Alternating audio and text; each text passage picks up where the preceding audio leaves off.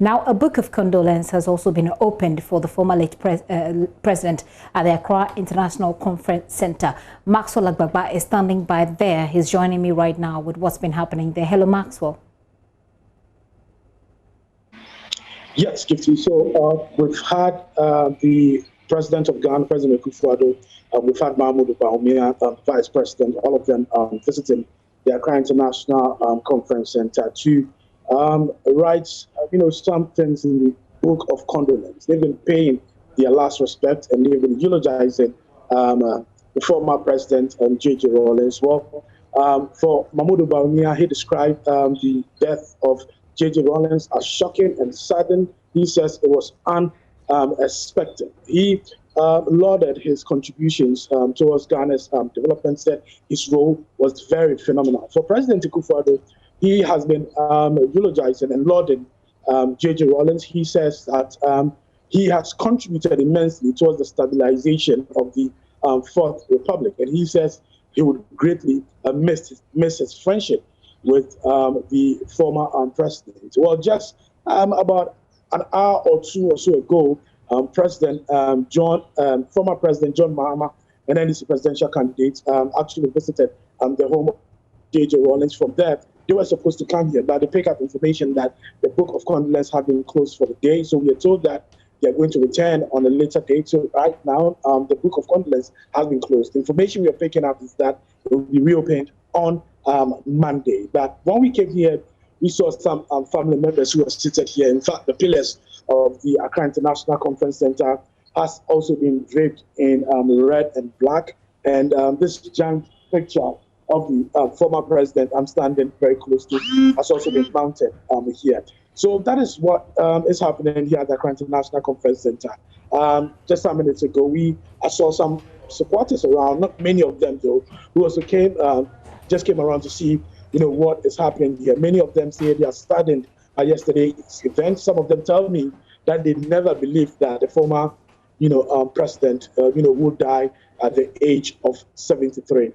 They say that although 73 is quite old enough, but they think that he still had a lot to offer the party, and that's why they are saddened by the event. I also met the director of elections here, the director of elections for the NDC, obviously Fiankwa, who was earlier at the residence of J.J. Rawlings. He came here right after that. We've been speaking to him, and he said that J.J. Rawlings actually stood for probity, accountability, transparency. He was an anti-corruption campaigner, and he believes that there are people in the NDC who will still keep those values aflame. He believes that those values will never be extinguished in the NDC. He says that although J.J. Rawlings is gone, God, in his own wisdom, sometimes raised people within a generation to be able to represent those values. And he thinks that there's a bit of that in the NDC presidential candidate, John Mahama.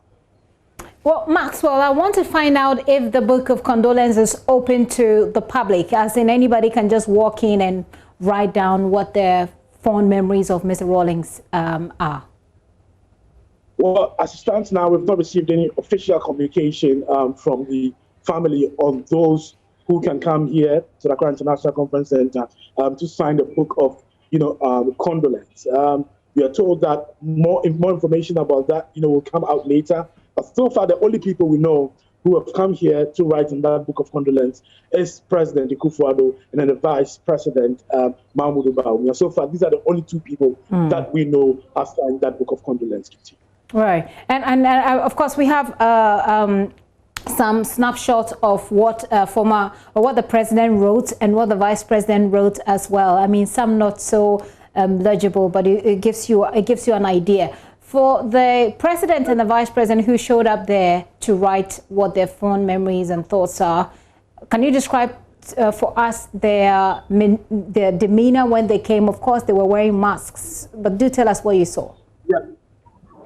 Well, as you rightly said, it was quite difficult to tell from facial expressions, but you can actually tell from body language. You can interpret body language, and you can tell that these are people who have been shaken by, news that they received some hours ago. In fact, all the people who came, the entourage that they came with, we could see there was nothing cheerful about today's occasion. I mean, usually when people meet like that, you'd expect some conversations going on. All of them were quiet, even covered with their masks. You could tell that they've been shaken by yesterday's event, and many of them are saddened by it. When they got in there at Accra International Conference Center, nothing like smiles, nothing like communications. They just went down, they just went to the table to just write whatever that they had to write, and then they just moved.